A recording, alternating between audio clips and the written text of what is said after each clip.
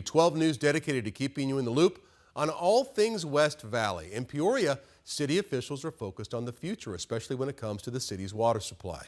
12 News journalist Jade Cunningham has more on how one small change is making a big impact.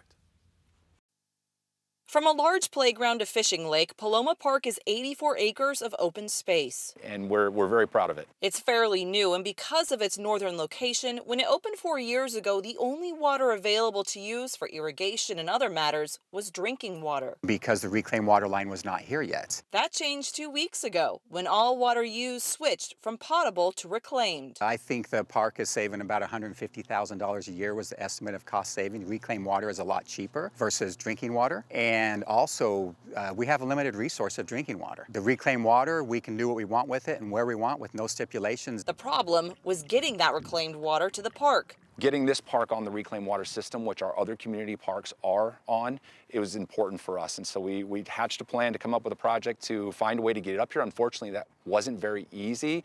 It is about almost an 8-mile trip from where our existing infrastructure was to get it up here. So they built a water main booster station, among other things. Totaling about $34 million, the project was lengthy and costly, but officials say it was money and time well spent. Right now, drinking water is about $5.80 per 1,000 gallons, and the reclaimed water is about a third of that.